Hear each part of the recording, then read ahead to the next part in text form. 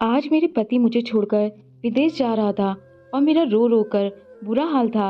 आखिर आज उनके जाने का समय आ गया था। मैं दरवाजे पे खड़ी थी जब वह मुझे अकेला छोड़कर चले गए। जाते हुए उन्होंने मुझे एक बार पलट कर देखा था।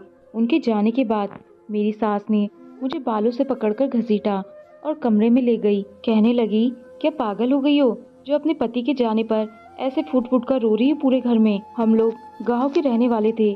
गांव में रोजगार न होने के बराबर था। लोग खेती बाड़ी करके अपना और अपने बच्चों का गुजर बसर किया करते थे, मगर गांव के आम लोगों के पास जितनी जमीन उनके हिस्से में थी, उस जमीन से लोगों की जरूरतें पूरी नहीं हो पाती थी, क्योंकि गांव के आधे से ज्यादा जमीन पर गांव के चौधरी का कब्जा था। वो उस जमीन पर गांव के किसानों से बहुत ही कम तनख्वाह पर खेती बाड़ी करवाया करते थे, क्योंकि गांव में आधे से ज्यादा लोगों के पास इतनी जमा पूंजी नहीं होती थी कि वह कोई अपनी जमीन खरीद कर उस पर खेती बाड़ी करके अपना घर चला सके। इसलिए गांव के चौधरी की जमीनों पर काम करने के लिए मजबूर थे। मैं भी गांव के ऐसे ही घराने से संबंध रखता था जिसके पास अपनी जमीन खेती बाड़ी करने के लिए मौजूद नहीं थी, और मैं गांव के चौधरी की जमीन पर काम किया करता था। मगर वह कड़ी मेहनत के बाद बस कुछ रुपए ही मेरे हाथ में पकड़ा देता था। मैं अपनी गरीबी से तंग आ चुका था और मैंने अपनी गरीबी को मिटाने के लिए शहर जाने का सोचा। लेकिन शहर जाना इतना आसान नहीं था जितना मैंने सोचा था। पहली बात तो यह, शहर में मेरा कोई जानने वाला दूर दूर तक मौजूद नहीं था। मेरी पत्नी के दूर के मामा थे, लेकिन उनसे मेरी बनती नहीं थी। यूँ कहना चाहिए कि वह मुझे बिल्कुल पसंद नहीं करते थे, तो उनसे कांटेक्ट करने का तो कोई मतलब ही नहीं था। और दूसरी बात यह है कि मेरे हाथ में कोई हुनर भी नहीं था जिसके जरिए शहर में मुझे नौकरी मिल सके।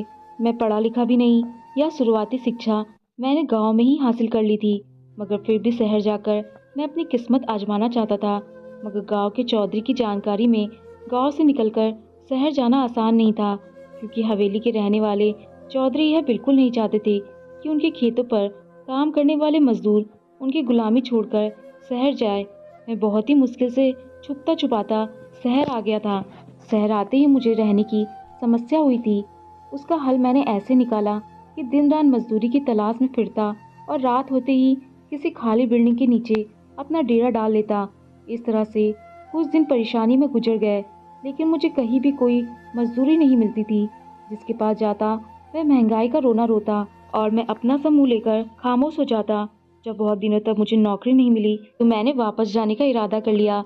जिस दिन मैं वापस अपने गांव जा रहा था, उसी दिन मुझे एक बिल्डिंग में ईंटें उठाने की मजदूरी मिल गई।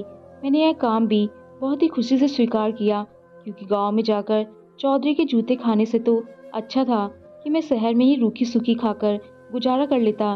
कई दिन मुझे इस बिल्डिंग में काम करते गुजर गए थे। मैं अब इस बिल्डिंग में एक कोने में सोने लगा था, मगर अब मैं इस जिंदगी से तंग आ चुका था। ठेकेदार भी बहुत कम मजदूरी दिया करता था, जिससे कि मेरा इतने बड़े शहर में गुजारा मुश्किल से होता था। मैंने अपनी आमदनी बढ़ाने का कोई जरिया ढूंढना शुरू कर दिया, और उन्हीं दिनों मेरी मुलाकात विक्रम नामी एक आदमी से हुई। जल्दी काम के सिलसिले में यह मुलाकातें दोस्ती में बदलने लगी। अब मैं बिना झिझक उसके घर भी जाने लगा था। विक्रम ठेकेदारी का काम करता था, मगर उसका काम भी इतना ज़्यादा नहीं चलता था। मगर जिस हिसाब से उसके ठाट बाट थे, उससे जाहिर होता था कि वह बहुत पैसे वाला है। मगर उसके पास पैसे आते कहाँ से हैं, मुझे नहीं पता था। उसके ऐशो आराम देखकर मेरे दिल में हैरत होती थी कि उसके पास इतना पैसा आता कहाँ से है। एक कारण यह भी था मेरी उससे दोस्ती करने का कि मैं चाहता था कि वह मुझे भी अपने साथ अपने कारोबार में शामिल कर ले, ताकि मैं भी अपनी ज़िंदगी अच्छे से गुजर सकूं। लेकिन अभी तक उसने मुझे अपने बिजनेस के बारे में कुछ भी नहीं बताया था, सिवाय इस बात के कि वह एक ठेकेदार है और मजदूरों को अपने साथ काम करवाता है। लेकिन मैंने नोट किया था कि उसका ध्यान ठेकेदारी की तरफ बिल्कुल नहीं था, और इसी बात ने मुझे हैरत में डाले रखा था। और आखिर एक दिन मैंने उससे पूछ लिया कि वह ऐसा क्या काम करता है जिसकी बदौलत वह इतनी ऐश भरी जिंदगी गुजार रहा है। तो उसने मुझे जो काम बताया, उससे मेरे रोंगटे खड़े कर दिए। मेरे माथे पर पसीने की बूंदें चमकने लगी। उसने मुझे बताया कि वह लड़कियों और औरतों को नौकरी दिलवाने के बहाने कोठे पर ले जाकर बेच देता है, जिसकी वजह से उस पर पैसे की बारिश होती है। यह बात सुनकर मैं हैरत में डूब गया और सोचने लगा कि इस काम में इस कदर पैसा है कि वह अपनी ज़िंदगी इतने आराम से गुजार रहा है। उसने मुझे भी अपने काम में शामिल होने का ऑफ़र दिया। इसकी ऑफ़र सुनकर मैं तो हक्का-बक्का रह गया और उसका चेहरा देखने लगा। अभी मैं उसकी इस बात को हज़म ही नहीं कर पाया था कि वह यह गैर कानूनी काम करता है। ऊपर से उसने मुझे भी अपने साथ शामिल होने की ऑफ़र कर दी थी। मेरा परेशान होना तो बनता था। मैंने उससे सोचने के लिए कुछ समय मांगा। मैं भी अपनी गरीबी से तंग था। मुझे अपने घर चलाने के लिए भी खर्चा भेजना होता था। मेरी पत्नी, बच्चे मेरे पैसे भेजने का इंतज़ार कर रहे थे और मैं यहाँ अपने हालात से जूझ रहा था। यही सब सोचते सोचते पूरी रात गुजर गई और अगले दिन मैं बुज़दिल के साथ काम पर रवाना हुआ। पूरा दिन विक्रम की उसी बात के बारे में सोचता रहा। रात के समय मेरी उससे फिर मुलाकात हुई तो उसने मेरे फैसले के बारे में पूछा तो मैं बगैर सोचे समझे उसके साथ काम करने की हामी भर दी तो बहुत खुश हुआ। अगले दिन वह मुझे अपने साथ कोठी पर ले गया। दिन का समय था। पूरे कोठे पर सन्नाटा छाया हुआ था। आधे से ज़्यादा लोग रात भर जागने के बाद अब दिन में अपनी नींद पूरी कर रहे थे। विक्रम ने ले जाकर मुझे उसी कोठी की मालकिन से मिलवाया जो लड़कियां खरीदने का काम किया करती थी। उसने ऊपर से नीचे तक मेरा जायजा लिया और विक्रम से पूछा, क्या यह काम कर सकता है? तो विक्रम ने फौरन हामी भरी और उस औरत को विश्वास दिलाया कि मैं इसके साथ ही काम करूंगा और इसे सब कुछ सिखा दूंगा। कोठी की मालकिन ने फिर कहा कि अभी फ़िलहाल मुझे कुछ लड़कियों की ज़रूरत है तो मेरे लिए लड़कियां का इंतजाम कर दो। मैंने हाँ में सिर हिला दिया और विक्रम के साथ ही वहाँ से उठकर आ गया। जब हम विक्रम के घर पहुँचे तो विक्रम ने ही मुझे सलाह दी कि मैं गांव की लड़कियों को अच्छी नौकरी का झांझा देकर शहर लेकर आऊं और कोठी पर जाकर बेच दूं, क्योंकि वह भी इसी तरह काम किया करता था। मैंने उसकी बात मान ली। उसने मुझे एक गांव का पता दिया जो शहर से ज़्यादा दूर नहीं था। मैं उसे गांव की तरफ चल दिया। विक्रम बताए हुए गांव की तरफ चल पड़ा। रास्ते में मेरा ज़मीर मुझे कचोट रहा था। जब इस गांव में पहुंचा तो शाम का समय हो रहा था। बस से उतरकर मैंने आसपास देखा तो शाम का अंधेरा हर तरफ फैल चुका था। मुझे अपना आप भी इसी अंधेरे का एक हिस्सा मालूम हो रहा था। मरे हुए कदमों से बस स्टैंड से निकलकर गांव जाने वाली सड़क पर रवाना हो गया। कदम मेरे ऐसे हो रहे थे जैसे किसी ने उनमें बंधन बांध दिया हो। मैं बड़ी मुश्किल से खुद को घसीटा हुआ गांव की तरफ चला जा रहा था। मेरे दिल पर बोझ था कि बढ़ता ही जा रहा था। ऐसे में मुझे कुछ दूर खेतों में डूबता सूरज भी आग का गोला मालूम हो रहा था। मुझे एक टांगा वाला अपनी तरफ आता दिखाई दिया। मैंने उसे रोककर गांव जाने वाली सड़क पर चलने को कहा। खामोशी से किराया तय करके उसके साथ बैठ गया। मैं रास्ते पर बिल्कुल खामोश रहा। टांगे वाले ने बातचीत के इरादे से खुद ही अपनी गरीबी की दास्तान सुनानी शुरू कर दी। मैं सोच में पड़ गया कि मैं भी तो गरीब से तंग आकर मजबूर होकर यहाँ तक पहुँचा हूँ। टांगे वाले से मेरी अच्छी जान पहचान हो गई। उसने मुझे अपना मेहमान बनाने की ऑफर कर दी, क्योंकि शहर से आए हुए लोगों से उनको एक सहारा यहाँ मिलता था कि वह लोग वापस जाते हुए कुछ पैसे उनको दे जाते थे। यही वजह थी वह मेरे साथ इस कदर अच्छे से पेश आ रहा था, मगर मैंने उसे मना कर दिया। थोड़ी देर बाद वो टांगा वाला फिर बोला कि हमारे गांव में कुछ लोग आए हैं जो औरतों को शहर में ले जाकर नौकरियां दे रहे हैं। यह सुनते ही मेरे कान खड़े हो गए, मगर मैं बोला कुछ नहीं। उसने फिर बताया कि उसकी बेटी ने भी शहर में नौकरी करने के लिए एप्लीकेशन जमा कराई है। उसकी बेटी 10वीं क्लास तक पढ़ी हुई है। यह बताते हुए उसके चेहरे पर गर्व छलक आया था। उसके गर्व से अपनी बेटी की यह बात बोली थी। यह गर्व देखकर मैं नजरें चुराने पर मजबूर हो गया। एक पल के लिए मेरा जी चाहा कि उसे मना कर दूं कि वह अपनी बेटी को नौकरी के लिए शहर न भेजे, मगर मैं कुछ नहीं बोल पाया और उसका धन्यवाद करके आगे बढ़ गया। कुछ देर बाद मेरी विक्रम के गिरोह के आदमी से मुलाकात हुई और उन लोगों ने मुझे आगे के काम के बारे में समझाया। कुछ दिन तक हम अपना काम करते रहे, मगर गांव की औरतों को शहर में नौकरी के लिए तैयार करना आसान काम नहीं था। कुछ दिन की मेहनत के बाद मैं गांव से वापस शहर जा रहा था और उस समय मेरे साथ 4 लड़कियां थीं जो शहर में नौकरी करने के इरादे से मेरे साथ जाने पर तैयार हो गई थी। उन सब की उम्र लगभग 25 साल के लगभग थी, मगर पहली बार शहर जाते हुए वह बेहद घबराई हुई थी। मैं उन्हें लेकर जब शहर पहुंचा तो मैं विक्रम को कॉल करके बताया कि मैं 4 लड़कियों को लेकर शहर पहुंचा हूँ। उसने मुझे उन लड़कियों को लेकर सीधा कोठी पर पहुंचने को कहा। मेरे दिल पर बोझ था जो बढ़ता ही जा रहा था, मगर पैसे की चमक मुझे कोठी की तरफ खींच रही थी। मैं यही सोचकर बहुत खुश हो रहा था कि मैं अब अपने घर पैसे भेज सकूंगा। मैं उन लड़कियों को यही बताया कि हम लोग सीधे काम करने की जगह पर पहुंच रहे हैं। यह सुनकर वह लड़कियां बहुत तो खुश हो गई थी कि शहर आते ही उन्हें काम मिल गया, मगर वह लोग आने वाले हालात से बेखबर थी। उन लड़कियों में से एक उस तांगेवाली की बेटी भी शामिल थी। जब मैं उन चारों लड़कियों को लेकर कोठी पर पहुंचा तो रात का समय हो गया था और कोठी में जैसे दिन निकल आया था। जब हम लोग कोठी में दाखिल हुए तो लड़कियों ने चौंक कर एक दूसरे की तरफ देखा, मगर बोली कुछ नहीं थी। बस फटी फटी आंखों से अपने चारों तरफ देख रही थी। जो औरतें और लड़कियां अर्धनंग अवस्था में अपने आने वाले ग्राहकों को अपनी तरफ आकर्षित कर रही थी। जब मैं उस कोठी के मालकिन के पास उन चारों लड़कियों को लेकर पहुंचा तो विक्रम वहां पहले से मौजूद था। उन चारों लड़कियों को देखकर उसकी आंखों की चमक बढ़ गई थी और आगे बढ़कर उसने पहली बार में ही अच्छी तरह से काम करने पर मुझे शाबाशी दी। कोठी की मालकिन भी खुश होकर उन लड़कियों की तरफ देख रही थी।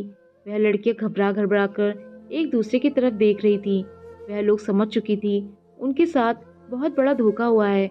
उनको नौकरी का झांसा देकर शहर में लाकर बेच दिया गया है। मैं जब कोठी की मालकिन से पैसों की गड्डी लेकर वहां से निकला तो पीछे से मुझे उन लड़कियों की चीख पुकार की आवाज सुनाई दी, मगर हरे गुलाबी रंग के नोटों की गड्डी ने जैसे मेरी जमीर को मार दिया था। मैं उनकी चीख पुकार की परवाह किए बगैर वहां से निकल आया। अब इस काम में मैं धीरे धीरे माहिर होता जा रहा था और अलग अलग गांव और दूर दराज के इलाकों से कई लड़कियों को नौकरी का झांसा देकर शहर लाकर इस कोठी की मालकिन के हाथों बेच चुका था। उस कोठी की मालकिन मुझसे बहुत खुश थी कि मैं हर बार अच्छा माल लाकर उसके पास पहुंचाता था। पैसों की चमक ने मेरी आंखों के साथ मेरे कानों को भी पूरी तरह बंद कर दिया था। कोठी पर बेची गई लड़कियों की चीख पुकार अब मुझ पर कोई असर नहीं डालती थी। ऐसा लगता था कि जैसे मेरे अंदर के सारे एहसास और जज्बात मर चुके हैं। मुझे अब सिर्फ पैसों से मतलब था। इस समय मैं बेतहाशा कमा रहा था। अब तो मेरे अंदर से भी यह आवाज नहीं आती थी कि मैं गलत कर रहा हूँ। मुझे यह काम करने की आदत लग चुकी थी। अब तो मैं आंख और नाक कान खुले रखता कि कहाँ मुझे नया शिकार मिलेगा। कोठे पर बेची गई लड़कियों की चीख पुकार अब मुझ पर कोई असर नहीं डालती थी। यह काम करते हुए मुझे काफी समय हो चुका था और अब तक मैं एक बार भी अपने घर नहीं गया था। मैं विक्रम से अपने गांव जाने की बात की तो उसने मुझे अनुमति दे दी और साथ ही यह भी कहा कि अपने गांव में भी शिकार की तलाश करना, जिस पर मैंने शैतानियत से हंसते हुए सर हिला दिया था। मैं बहुत सालों बाद अपने गांव की तरफ जा रहा था। पैसे तो मैं हर महीने बराबर भेज रहा था, मगर गांव अब जा रहा था। शहर से गांव पहुंचा तो पत्नी और बच्चों ने बहुत ही खुशी से मेरा स्वागत किया। मेरे बच्चे अब काफी बड़े हो चुके थे और घर की हालात देखकर मैं बहुत खुश था। घर में रंगो रोगन हो चुका था और घर में कई कीमती सामान भी लाकर रख दिए गए थे। घर की काया ही पलट चुकी थी और यह सब इन पैसों की बदौलत हुआ था जो मैं शहर जाकर भेज रहा था। वरना एक समय वह भी था जब हमें खाने के लाले पड़े हुए थे और कोई पूछने वाला भी नहीं था। मेरा बेटा भी अब जवानी की दहलीज पर कदम रख चुका था। मुझसे जिद करने लगा कि मैं भी आपके साथ शहर जाऊंगा और पैसे कमा लूंगा, लेकिन मैंने उसे डांट कर चुप करा दिया। इतने में मेरी नज़र मेरी पत्नी की बहन पर पड़ी जो बचपन से ही हमारे साथ रहती थी। उसे देखकर मैं एकदम से चौंक गया था। खूब कद काट निकला था। मैंने उसकी तरफ गौर से देखा। वहाँ मुझे पहले के मुकाबले में काफी बड़ी महसूस हुई। जवानी की दहलीज पर वह कदम रख चुकी थी। मेरी पत्नी के माँ बाप को मरे हुए काफी समय हो चुका था और उसकी ये बहन शुरू से ही हमारे साथ ही रहती थी, मगर उसका दिमाग अब नॉर्मल था। उसके अंदर बचपना था। उसका दिमाग उसकी उम्र से कुछ हद तक पीछे रह गया था। इस वजह से वह दिमागी तौर पर थोड़ी सी कमजोर थी। उसे देखते ही मेरे दिमाग में धमाका हुआ, मगर मैं इस बात को पहले तो नजरअंदाज कर दिया। कुछ दिन गांव में रहा। अब मेरे पास पैसे भी खत्म होने लगे थे। वह कहते हैं ना कि आराम के पैसों में बरकत नहीं होती, वही सब मेरे साथ हो रहा था। अब मुझे जल्द से जल्द नया शिकार तलाश करना था और सबसे आसान शिकार मुझे अपनी साली ही नजर आ रही थी। वह देखने में भी बहुत खूबसूरत थी। कोई पहली नज़र में देखकर बता नहीं सकता था कि वह दिमागी तौर पर कमजोर है। मेरे दिमाग की शैतान ने इस बात पर गौर करना शुरू कर दिया। कई सालों से वह हम पर बोझ बनी हुई थी। पहले ही घर के खर्च क्या कम थे कि मैं उसका भी खर्चा उठाता। मैंने अपने दिल में फैसला कर लिया। मेरे लिए अपनी पत्नी को शीशे में उतारना बहुत आसान था, क्योंकि वह आम से घरेलू औरत थी। उसे बाहर की दुनिया की कुछ खबर नहीं थी। मैंने उससे कहा कि शहर में उसकी बहन के इलाज के लिए बहुत बड़े दिमागी अस्पताल मौजूद हैं, जहां बहुत ही अच्छे और काबिल डॉक्टर हैं और ऐसे लोगों का इलाज करते हैं। और साथ ही मैंने यह भी झूठ बोला कि मैंने कई लोगों को इन अस्पतालों से ठीक होकर आते देखा है। यह सुनकर मेरी पत्नी सोच में पड़ गई, क्योंकि अक्सर मैंने अपनी पत्नी को परेशान होते देखा था कि उसकी बहन का क्या होगा। अब तो उसकी बहन जवान हो गई थी और उसकी दिमागी कमजोरी की वजह से उसके रिश्ते भी नहीं आते थे। मैंने अपनी पत्नी को और शीशे में उतारने के लिए उसे पट्टी पढ़ाई कि उसकी बहन थोड़ा बहुत शहर में घूमेगी तो हो सकता है उसकी सेहत पर, उसके दिमाग पर अच्छा असर पड़े। और फिर मेरी पत्नी बिना सोचे समझे मुझ पर भरोसा रखते हुए अपनी बहन को मेरे साथ भेजने पर तैयार हो गई। यह काम इतना आसान होगा यह तो मैंने सोचा ही नहीं था। कुछ ही दिन बाद मैं अपनी साली को अपने साथ लेकर शहर की तरफ रवाना हो गया। मेरी पत्नी अपनी बहन को जाता देखकर फूट फूट कर रोने लगी, क्योंकि उसने अपनी बहन को अपने बच्चों की तरह ही पाल पोस कर बड़ा किया था। बचपन से ही वह उसकी एक माँ की तरह देखभाल करती आ रही थी, और कभी कभी तो मेरी पत्नी अपने बच्चों से ज़्यादा अपनी बहन का ख्याल रखती थी। उसकी हर जरूरत उसके बोलने से पहले ही पूरी कर दिया करती थी। अगर उसे जरा से भी भनक लग जाती कि मैं उसकी बहन को बेचने के लिए शहर ले जा रहा हूँ, तो वह कभी भी अपनी बहन को मेरे हवाले ना करती, बल्कि उल्टा मुझे ही पुलिस के हवाले कर देती। कुछ देर बाद मैं अपनी साली को लेकर बस में सवार हो गया। बस में बैठकर रास्ते भर वो खेत खलियान देखकर खुश हो रही थी, और साथ ही मुझे अनगिनत सवाल भी करती जा रही थी, मगर मैं उसके किसी भी सवाल का कोई जवाब नहीं दे रहा था, बल्कि उसके सवाल मेरे सर में दर्द पैदा कर रहे थे। मैं जल्द से जल्द इस मुसीबत से जान छुड़ाना चाहता था। मैं चाहता था कि किसी तरह मेरी साली मेरी जिंदगी से दूर चली जाए। शाम तक हमारी बस शहर पहुंच चुकी थी। बस स्टैंड पर उतरकर मैं उसे लेकर विक्रम के घर की तरफ रवाना हुआ।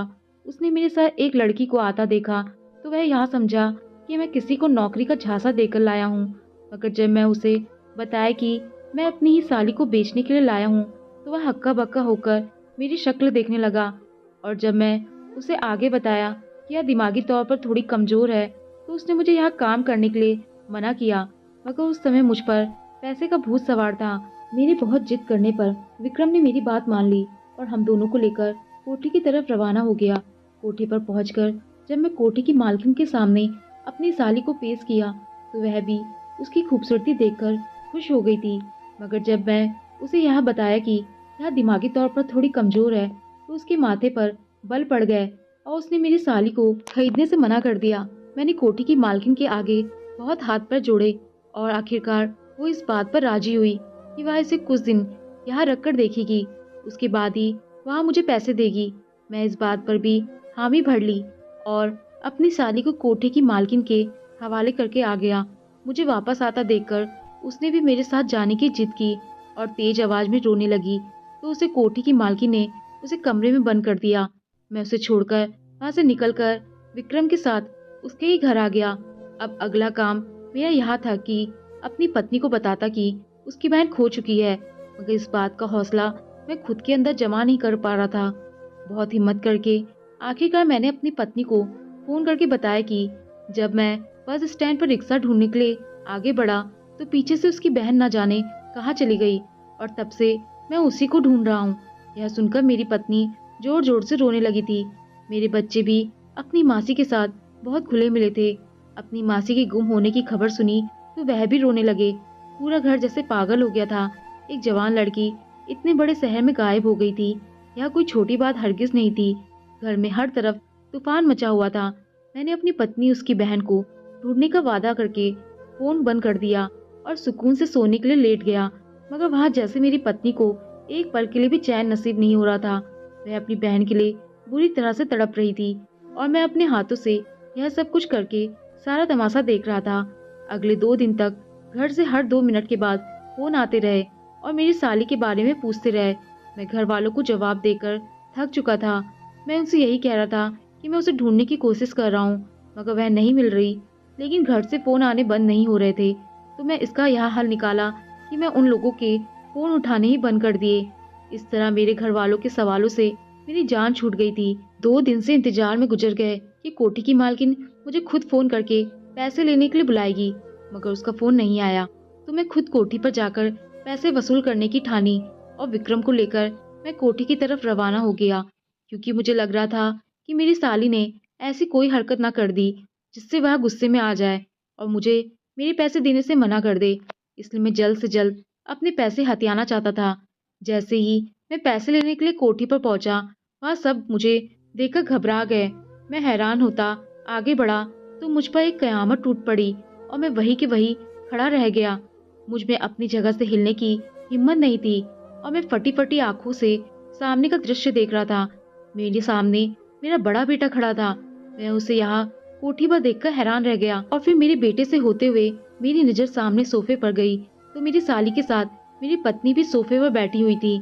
यह दृश्य देखकर मेरे पैरों में रही सही जान भी निकल चुकी थी। साथ ही आसपास कई पुलिस वाले भी खड़े हुए थे और साथ ही मेरी पत्नी के वही वकील मामा भी खड़े थे जिनसे मेरी आज तक नहीं बनी थी। उनको देखकर मेरे पैरों तले से जमीन निकल चुकी थी। अब मैं हर तरफ से घिर चुका था। मेरी पत्नी और बेटी की आंखों में मेरी नफरत थी और मैं उनसे नजर नहीं मिला पा रहा था। मैं सर झुकाए मुजरिमों की तरह खड़ा हुआ था। मुझ में हिम्मत नहीं थी कि मैं सर उठाकर उन लोगों की तरफ देख सकूं। 2 दिन से मेरी पत्नी और बेटा मुझे बराबर फोन कर रहे थे मगर मैं उनके फोन का जवाब नहीं दे रहा था। मैं उस समय को कोसने लगा कि मैंने क्यों इन लोगों के फोन का जवाब नहीं दिया। कम से कम आज मुझे अपने घर वालों के सामने शर्मिंदगी का सामना तो नहीं करना पड़ता। मेरा बस नहीं चल रहा था कि जमीन फटे और मैं उसमें समा जाऊं। मैं बस नजरें झुकाए अपनी जगह खड़ा हुआ था। मेरा बेटा सामने खड़ा मुझे लाल आंखों से घूर रहा था और मेरी पत्नी सामने बैठी मुझे शिकायत भरी नजरों से देख रही थी। मुझे देखते ही मेरी साली ने जोर जोर से चीखना शुरू कर दिया और वहां सबको बताना शुरू कर दिया कि उन्होंने ही मुझे यहाँ लाकर छोड़ दिया था। मेरी साली का दिमाग बस थोड़ा सा ही कमजोर था। वह बाकी सारी बातें समझती थी। वह इतनी भी पागल नहीं थी कि वह मेरे किए गए इस गलत काम को समझ ना सकती, पुलिस के सामने बयान ना दे सकती। मैं जाकर अपनी साली के पैरों में गिर गया और उससे माफी मांगने लगा, लेकिन मेरी साली डरकर अपनी बहन के पीछे छुप गई। मेरी पत्नी ने मुझे गुस्से से धक्का देकर दूर गिरा दिया। मेरी पत्नी के मामा आगे बढ़े और मेरे मुंह पर एक थप्पड़ मार दिया। कोठी की मालकिन पहले से ही सब कुछ पुलिस को उगल चुकी थी। यही वजह थी कि मेरे वहां पहुंचने से पहले ही मेरे करतूत सबको मालूम हो गए थे। मुझे अपनी गलती का अब बहुत एहसास हो रहा था कि मैंने क्यों इतना गंदा काम किया, जिसकी वजह से आज मैं सबकी नजरों में गिर चुका था। कोठी की मालकिन को सारी बातें बता चुकी थी कि मैंने ना जाने कितनी ही लड़कियों को वहां धोखे से लाकर बेच दिया है। मेरी पत्नी ने और मेरी पत्नी के मामा वकील ने मुझे पुलिस के हवाले कर दिया। पुलिस ने मुझे और विक्रम को गिरफ्तार कर लिया। मैंने लाख सफाई दी मगर मेरी किसी ने नहीं सुनी। मेरी पत्नी और मेरा बेटा खामोशी से मुझे गिरफ्तार होते हुए देख रहे थे, लेकिन किसी ने भी आगे बढ़कर मुझे छुड़ाने की कोशिश नहीं की थी। पुलिस मुझे जीप में डालकर ले गई थी। मेरी चीख पुकार का मेरे घर वालों पर कोई असर नहीं हो रहा था। एक समय था जब मैं किसी की चीख पुकार पर ध्यान नहीं देता था। आज मेरे साथ भी यही हो रहा था। समय अपने आप को दोहरा रहा था और मेरा दर्द सुनने वाला कोई मौजूद नहीं था। पुलिस ने मुझे जेल में बंद कर दिया। विक्रम की ऊंचे ऊंचे लोगों में पहचान थी, इसलिए हमारी रिहाई जल्दी ही हो गई थी। मगर जेल में जो 2 दिन हमने गुजारे थे वह बहुत ही दर्दनाक थे। पुलिस की मार याद आती तो मैं तड़प जाता था। उन दर्द भरे दिनों में मैं भूल नहीं सकता था। एक एक पल मैं बहुत ही दर्द में गुजार रहा था और अपने किए पर पछताया भी था कि मैं कितनी ही लड़कियों की जिंदगियां बर्बाद कर दी थी। उन लड़कियों की बद्दुआएं मुझे कभी चैन और सुकून लेने भी नहीं देंगी। यही बात मुझे दिन रात बेचैन किए रखती थी। जेल से छूटने के बाद मैं कई दिनों तक अपने घर जाने की हिम्मत नहीं कर सका। बहुत लंबे अरसे के बाद मैं घर जाने की हिम्मत की और अपने गांव की तरफ रवाना हुआ। मुझ में किसी से नजर मिलाने की हिम्मत नहीं थी। अपने घर के दरवाजे के बाहर पहुंचा तो जैसे दिल बंद होने लगा था। मैं घर में दाखिल हुआ और सबसे अपने किए की माफी मांगी, मगर कोई भी मेरी बात सुनना तो दूर मेरा चेहरा भी देखना गवारा नहीं कर रहा था। मैंने सबको विश्वास दिलाया कि मैं दिल से अपने किए पर शर्मिंदा हूँ, मगर किसी ने भी मेरी बात नहीं सुनी। मेरे अपने ही बच्चे मुझे नफरत भरी निगाहों से घूर रहे थे। 2 दिन मैं अपने ही घर में अजनबी की तरह रहा। उसके बाद मैं दोबारा शहर आ गया और आज तक पलटकर अपने घर नहीं गया। शायद मेरे लिए यही सजा है कि मैं अपने ही बच्चों के चेहरे देखने के लिए तरस जाऊं। दोस्तों, आपको कहानी पसंद आई हो तो लाइक शेयर और कमेंट जरूर करें और चैनल पर नए आए हैं तो चैनल को सब्सक्राइब करना ना भूलें।